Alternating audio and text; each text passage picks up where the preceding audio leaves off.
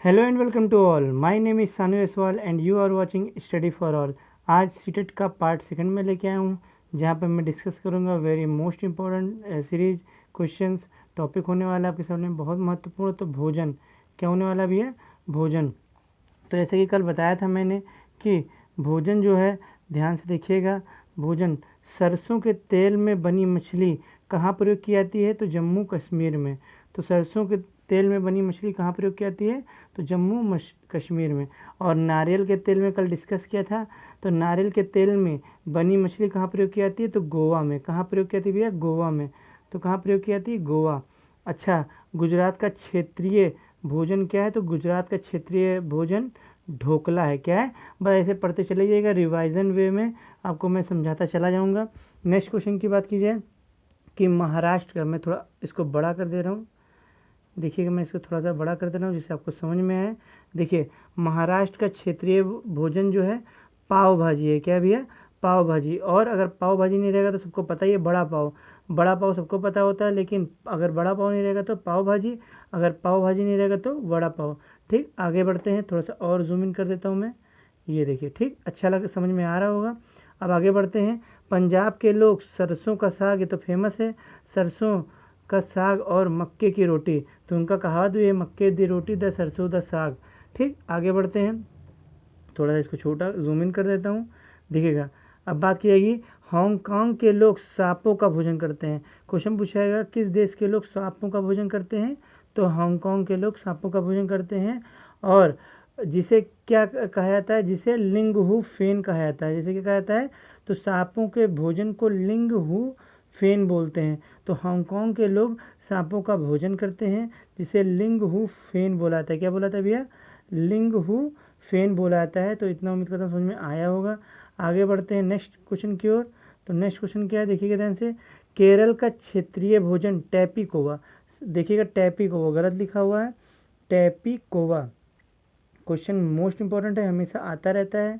ठीक, पिछले वर्ष ही आया था टैपीकोवा। ठीक, तो ध्यान से देखिएगा, केरल का क्षेत्रीय भोजन क्या है? टैपीकोवा।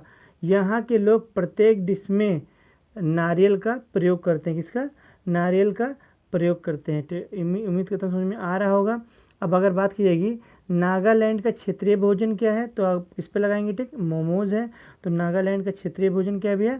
तो मोमोज है। यहाँ के लोग बांस के कोपल की सब्जियाँ भी बनाते हैं। किसकी कोपल की सब्जियाँ भैया? तो ध्यान से देखिएगा, किसकी कोपल की सब्जियाँ? तो बांस के कोपल की सब्जियाँ भी बनाते हैं। आगे बढ़ते हैं नेक्स्ट टॉपिक की ओर। अब देखिए ध्यान से, यहाँ पे मैं आगे और बढ़ता हूँ। खाद्य पदार्थों का संरक्षण कैसे करें, इस पर, यह भी टॉपिक बहुत ही इंपॉर्टेंट है सीटेट के प्रोस्पेक्टिव से देखा जाए तो। देखिएगा, खाद्य पदार्थों का संरक्षण, ये हेडिंग है। सब्जी को गीले कपड़े में लपेट कर उसका संरक्षण किया जाता है। अगर सब्जी का संरक्षण करना है, उसका बचाव या देखभाल करना है, तो उसे किस में भैया? गीले कपड़े में लपेट कर उसका संरक्षण किया जा सकता है, यानी सब्जी का। आगे बात की जाए कि दूध का संरक्षण कैसे किया जा सकता है, तो आप पढ़े होंगे, दूध का पाश्चरीकृत कैसे किया जाता है? दूध का पाश्चरीकृत, दूध को संरक्षित कैसे किया जाता है? तो पाश्चरीकृत विधि से, पाश्चराइजेशन जिसे इंग्लिश में बोलते हैं। और पाश्चराइजेशन मेथड जो आया है, ये लुइस पाश्चर से आया। किससे आया भैया? Louis Pasteur. ठीक, इन्हें सूक्ष्म जीव विज्ञान का जनक भी बोलते हैं, यानी फादर ऑफ माइक्रोबायोलॉजी। बायोलॉजी के जनक जो है अरस्तु हैं, और फादर ऑफ माइक्रोबायोलॉजी जो है, यानी सूक्ष्म जीव विज्ञान जो है, ये कहलाते हैं लुइस पाश्चर। तो पाश्चर से नाम दे दिया गया पाश्चरीकृत। आगे बढ़ते हैं। ठीक, आगे समझ में आ रहा होगा पूरा। अब इसको आगे लेके चलते हैं। अनाज को सुखा कर रखने से जल्दी खराब नहीं होता। अनाज जल्दी खराब नहीं होता। तो अगर अनाज को सुखा दें और अनाज को सुखा कर रखने से अनाज जल्दी ख़राब नहीं होता है। ठीक, तो अनाज को अगर सुखा कर रखेंगे तो जल्दी ख़राब नहीं होगा। ये संरक्षण पे चल रहा है आपका, खाद्यों का संरक्षण, यानी खाने पीने वाले सामानों का संरक्षण कैसे किया जाए, ये टॉपिक आपका है। अब आगे बढ़ते हैं। पके हुए चावल को, ध्यान से देखिएगा, क्या है? पके हुए चावल को कटोरी में रख कर पानी में रख दिया जाता है और पका हुआ चावल संरक्षित रहता है। तो पके हुए चावल को किस में रखते हैं भैया? तो पके हुए चावल को कटोरी में रखकर पानी में रख दिया जाता है, जिससे पका हुआ भोजन क्या रहता है? तो ये चावल जो है पका हुआ वो संरक्षित रहता है। वैसे चावल हम नहीं खाते हैं, भात खाते हैं, जब पक जाए तो उसे भात बोलते हैं। ठीक, आप तो जानते होंगे, ग्रामीण ये भाषा है जो कि बहुत ही अच्छा है। ठीक, पके हुए चावल को अगर संरक्षित रखना है तो उसे कटोरी में रख कर पानी में रख दिया जाता है। ठीक, उसके नीचे पानी होता है, उसमें रख दिया जाता है और पका हुआ चावल संरक्षित रहता है। ठीक, जो पका हुआ चावल आपने बनाया है, तैयार किया है, वो संरक्षित रहता है। प्याज और लहसुन को खुले में रख कर और नमी से बचा कर संरक्षित किया जाता है। देखिए ध्यान से, प्याज और लहसुन को खुले में रखकर और नमी से बचाकर, अगर उसमें ये सोचिए कि उसमें नमी ना पड़नी चाहिए प्याज और लहसुन में, और उसे खुला में रखना चाहिए। ठीक, तो इससे क्या हो सकता है, प्याज और लहसुन को हम बचा सकते हैं। अगर बात की जाएगी आम को संरक्षित करने का तरीका क्या है, तो आम को संरक्षित करने का तरीका सबसे बड़ा अचार बनाकर सब लोग बनाते हैं। अमावट सबसे बड़ा अच्छा तरीका माना गया है, आम पापड़ और बनाकर। तो तीन चीज़, क्या चीज़ पहले, तो पहले क्या, अचार बनाकर, अमावट बनाकर, आम पापड़ बनाकर उसको संरक्षित किया जा सकता है। आगे बढ़ते हैं क्वेश्चन की ओर, बहुत ही मोस्ट इम्पोर्टेंट है, नोट करके इसलिए लिखा भी हुआ है नोट। गिलहरी एक ऐसा जीव है जो सदैव कुछ न कुछ कुतरती रहती है, उसके दांत ना बढ़ने पाए, ताकि उसके दांत ना बढ़ने पाए। देखिए गिलहरी क्या होता है, कुतरने काम, कहाँ से कुतरना, तो कहाँ से, कृंतक। तो वह कौन सा दांत है जो भोजन को कुतरने का काम करता है, तो कृंतक, जिसे इंसाइजर बोलते हैं। ठीक, तो ये क्या होता है, गिलहरी की जो यानी स्क्वायरल की दांत हमेशा बढ़ती रहती है, तो बढ़े ना, इसलिए वो हमेशा सदैव क्या करती है, कुछ न कुछ कुतरती रहती है ताकि उसके दांत ना बढ़ने पाए। ठीक, आगे बढ़ते हैं। कबूतर एक ऐसा जीव या पक्षी है जो भोजन या अनाज दोनों को अपनी चोंच में पीस देता है। ठीक, देखिए ये एक ऐसा पक्षी, अगर बात की जाए, ये एक ऐसा जीव है जो अपनी चोंच में, ध्यान से देखिएगा, पूरा ध्यान समझिएगा, जो अपनी चोंच में भोजन को पीस देता है। तो भोजन को अपनी चोंच में क्या कर देता है, पीस देता है। ठीक, आगे बढ़ते हैं नेक्स्ट क्वेश्चन की ओर। सांप के दांत होते हैं आगे के दो जहरीले दांत, परंतु अपने शिकार को भोजन सीधा निगल जाता है। ठीक, देखिएगा, शिकार करता है, जैसे आप कोई भी चीज़, छोटी कीड़े मकोड़े पाए तो सीधा उसे निकल जाएगा। ठीक, तो सांप के दांत होते हैं, आगे के जो दो जहरीले दांत होते हैं उसका प्रयोग करता है जब उसका सेल्फ अगर उस पर कोई हमला कर रहा है, तब उन जहरीले दांतों का प्रयोग करता है, वरना ये अपने शिकार को यानी भोजन को ये सीधा निगल जाता है। ठीक, उम्मीद करता हूँ समझ में आ रहा होगा आपको। कौवे की चोंच ऐसी होती है जो हर चीज़ को आराम से खा सकता है। ठीक, ऐसी इसकी चोंच है। देखिए चोंच जो होती है केराटिन प्रोटीन की बनी होती है। किसकी बनी होती है भैया, केराटिन। चाहे तोते की चोंच हो, चाहे किसी भी चोंच हो, तो किस प्रोटीन की बनी होती है, तो केराटिन प्रोटीन की बनी होती है। ठीक, अब ध्यान से देखिएगा, हॉर्नबिल पक्षी, ये बहुत ही मोस्ट इंपॉर्टेंट है, पेपर में आता ही रहता है। तो हॉर्नबिल पक्षी की चोंच जो होती है बहुत लंबी होती है, जो आसानी से कीड़े मकोड़ों को खा लेती है। ठीक, तो हॉर्नबिल जो पक्षी है उसकी चोंच बहुत लंबी होती है, जो आसानी से कीड़े मकोड़ों को खा लेती है, लंबे होने का फ़ायदा उठाती है चोंच के लंबे होने का। अच्छा, जितने गाय या भैंस होती हैं उनके जो आगे के दांत बड़े और पतले होते हैं। तो आगे के दांत क्या होते हैं, बड़े और पतले होते हैं, तथा पीछे के दांत, ध्यान से देखिएगा, तथा पीछे के दांत चौड़े होते हैं। पीछे के दांत क्या होते हैं, चौड़े होते हैं, जिससे वो भोजन चबाते हैं। तो आगे के दांत पतले और बड़े होते हैं, क्या होते हैं, पतले और बड़े होते हैं, और पीछे के दांत चौड़े होते हैं, जिससे वो भोजन चबाते हैं। ठीक, आगे बढ़ते हैं, थोड़ा सा बड़ा कर लूँ, अब दिखाई दे रहा होगा और भी अच्छे। कश्मीर की हर गली में बेकरी की दुकान देखने को मिलती है। क्वेश्चन पूछाएगा, किस संघ शासित राज्य या केंद्र शासित राज्य या किस राज्य में कि हर गली में बेकरी की दुकान देखने को मिलेगी, तो आपको कश्मीर। उम्मीद करता हूँ समझ में आ रहा होगा। अब बात करते हैं निवास के ऊपर, जो निवास शेल्टर, ये पेपर बहुत आते हैं। हाउस बोट बहुत ही इम्पोर्टेंट है जी, सीटेट ईवीएस के प्रोस्पेक्टिव से देखा जाए। श्रीनगर में बाहर से आने वाले पर्यटक जो टूरिज्म होते हैं वो कहाँ निवास करते हैं भैया, हाउस बोट। हाउस बोट जानते हैं, वह बोट जो बिल्कुल हाउस की तरह लगता है, इसीलिए इसका हाउस बोट नाम रखा गया है। तो अधिकतर जितने भी टूरिज्म आते हैं, पर्यटक आते हैं, वो कहाँ रहते हैं, वो हाउस बोट में रहते हैं। और ये हाउस बोट कहाँ रहती है, पानियों में। अच्छा, अधिकतर यहीं पर रहते हैं, हाउस बोट में रहते हैं। जितना मैक्सिमम 90 to 95% जो टूरिज्म होते हैं वो हाउस बोट में ही रहते हैं और लुत्फ़ उठाते हैं। आगे बात की जाए इसकी लंबाई कितनी होती है हाउस बोट की, तो 80 फीट होती है। कितनी होती है भैया, 80 फीट होती है। अच्छा, उम्मीद करता हूँ समझ में आ रहा होगा। अब आगे बढ़ते हैं। 80 फीट होती है इसकी लंबाई, और बीच में इसकी चौड़ाई जो कितनी होती है, 8 से 9 फीट होती है। तो बीच में इसकी चौड़ाई कितनी होती है, 8 से 9 फीट होती है। उम्मीद करता हूँ समझ में आ रहा होगा आपको। अब थोड़ा और बड़ा चौड़ा सा मैं और समझा रहा हूँ, क्योंकि ये बड़ा था और तो इसीलिए मैं थोड़ा छोटा कर दिया। हाउस बोट के अंदर तथा बड़े बड़े द्वारों के अंदर छत पर लकड़ी की सुंदर नक्काशी होती है। तो क्वेश्चन पूछेगा कि लकड़ी की सुंदर नक्काशी कहाँ देखने को मिलेगी, तो लकड़ी की सुंदर नक्काशी आपको कहाँ देखने को मिलेगी भैया, तो हाउस बोट में देखने को मिलेगी। ध्यान से देखिएगा, जिसे किस नाम से जाना जाता है, तो जिसे खतमंद बोलते हैं। ध्यान से देखिए, मैं जूम कर देता हूँ। जिसे क्या बोलते हैं, एक बार देखिएगा, जिसे क्या बोलते हैं, तो इसे खतमंद बोलते हैं। क्या बोलते हैं, खतमंद बोलते हैं, खत्मबंद या खतमंद बोलते हैं, जो आप समझिए। अब इसको थोड़ा छोटा कर दे रहा हूँ, अब ध्यान से समझिएगा। आगे बढ़ते हैं। तो खतमंद कहते हैं एक खास, ये खतमंद एक खास डिज़ाइन होती है जिसे जो जिक्सा पबल जैसी दिखाई देती है। जिक्सा पबल एक अच्छी सी डिज़ाइनिंग है जो टूरिज़्म को आकर्षित करती है, अपनी ओर खींचती है उनको, टूरिज़्म को। जो विदेश से आते हैं तो खूब पैसा भी कमाते हैं इस हाउस बोट के ज़रिए से। देखिएगा, उसी से ठंडा और उसी से गर्म के लेखक कौन है। देखिए, उसी से ठंडा और उसी से गर्म, इस पुस्तक के लेखक कौन है, तो डॉक्टर जाकिर हुसैन जी। तो उसी से ठंडा और उसी से गर्म के लेखक कौन है, तो जाकिर हुसैन। अब बिल्कुल मोस्ट इंपॉर्टेंट लगाइएगा, नोट करके यहाँ पे लिखा भी हुआ है। आगे बात की जाएगी, डॉक्टर धड़कन की माप किससे करते हैं, तो स्टेथोस्कोप से करते हैं।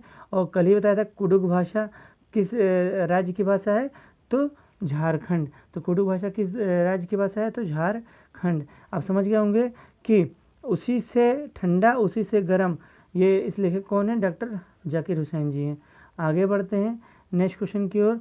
ये मोस्ट इंपॉर्टेंट लगा दीजिएगा, जंगल अधिकार अधिनियम, क्योंकि हम एनवायरनमेंट पढ़ रहे हैं तो जंगल से संबंधित क्वेश्चन आएंगे, प्रश्न। तो जंगल अधिकार अधिनियम किस वर्ष आया, तो 2007 में आया। कब आया, 2007 में आया। ये आदिवासियों को जंगल पर उनका हक दिलाता है। तो जंगल अधिकार अधिनियम किसको हक दिलाता है, तो आदिवासियों को। किसको भैया, आदिवासियों को उन जंगल में रहने का उनको हक दिलाता है। अब बात की जाए कि जो जंगल कम से कम 25 वर्ष से वहाँ रहता हो, ऐसे नहीं कि अब 1 साल से रह रहे हैं तो उनका हक है उन्होंने, नहीं, जो जंगल में कम से कम कितने वर्ष तक रह रहा हो, 25 वर्ष से रह रहा हो, तो वो वहाँ पर रहने का हक उसको मिलता है। किस अधिनियम के द्वारा, जंगल अधिकार अधिनियम, जो कि 2007 में आया, उसके द्वारा। ठीक, अगर बात कीजिए, अच्छा, उन्हें जंगल से हटाया नहीं जाएगा, तो सीधे सीधे लिखा है जो 25 वर्ष से अधिक वहाँ या 25 वर्ष या 25 वर्ष से अधिक रह रहे हैं तो उनको जंगल से हटाया नहीं जा सकेगा। जंगल बचाने का कार्य उनकी ग्राम सभा करेगी। तो जंगल बचाने का कार्य उनको दिया गया है कि आप इसकी निगरानी कीजिए। जब आप वहाँ रह रहे हैं तो उसको डिफॉरेस्टेशन मतलब कटने ना दें जंगल को, पेड़ पौधों को, जिससे सब कुछ पर्यावरण अच्छे से सुचारू रूप से चलता रहे। ठीक, और पर्यावरण का नुकसान ना हो। टीन बीज, ये देखिएगा बहुत ही इंपॉर्टेंट है सीटेट के प्रोस्पेक्टिव से। एक टीन बीज हम जितनी ज़मीन पर बोते हैं उसे एक टीन ज़मीन बोलते हैं। तो एक टीन बीज जो है, एक टीन बीज हम जितनी ज़मीन पर बोलते हैं उसे क्या कहा जाता है, तो उसे एक टीन ज़मीन बोलते हैं। उसे क्या बोलते हैं भैया, एक टीन ज़मीन बोलते हैं। क्या बोलते हैं, एक टीन ज़मीन बोलते हैं। पूरा समझ में आ रहा होगा आपको। अब ज़मीन की एक इकाई होती है, इसे टीन बोलते हैं। तो टीन क्या है, ज़मीन की एक इकाई है। तो टीन क्या है भैया, तो ज़मीन की एक इकाई होती है जिसे हम टीन बोलते हैं। क्या बोलते हैं, टीन बोलते हैं। आगे बढ़ते हैं, तो आगे की ओर बढ़ते हैं। देखिए इसको मैं, अब देखिएगा ध्यान से, झूम खेती हमेशा पूछा जाता है। तो झूम खेती कहाँ अधिकतर होता है, मेघालय तथा कहाँ पे, पूर्वी राज्यों में। तो आपको बताना है झूम खेती सर्वाधिक कहाँ होती है, तो मेघालय तथा पूर्वी राज्यों में। और बताना है मेघालय के अतिरिक्त कहाँ कहाँ होती है, तो below the comment section box बताना है। और झूम खेती को स्थानांतरण कृषि बोलते हैं। क्या बोलते हैं भैया, स्थानांतरण। तो स्थानांतरण कृषि बोलते हैं क्योंकि झूम के एक बार ज़्यादा समय तक ये खेती उस पर्टिकुलर उस रीजन तक नहीं करते हैं, ये जाया करते हैं। ध्यान से देखिए, यहाँ पे लिखा हुआ है, एक फसल कटने के बाद ज़मीन को कुछ साल तक आराम करने के लिए छोड़ देते हैं। देखिए खेती किया 1.5-2 साल तक, 3 साल तक, फिर उसको आराम से छोड़ देते हैं, उसमें फिर बाद में खेती नहीं करते हैं। इस जगह को बांस या तो ये इस जगह जो बांस या जंगल उग जाता है उसे उखाड़ते नहीं, बस गिरा कर जला देते हैं। जो यहाँ पे बांस ये सब जो और जब ये खेती कर रहे होते हैं तो बांस या जंगल उग जाता है, जो छोटे छोटे पौधे उग जाते हैं उनको ये उखाड़ते नहीं, बस गिरा कर जला देते हैं, जो कि पर्यावरण के लिए बड़ा ही घातक है। ध्यान से देखिएगा, ग्लोबल वार्मिंग के लिए भी बहुत जिम्मेदार है। अब ध्यान से देखिएगा, यह राख ज़मीन में खाद का काम करती है, ज़मीन उपजाऊ बनती है।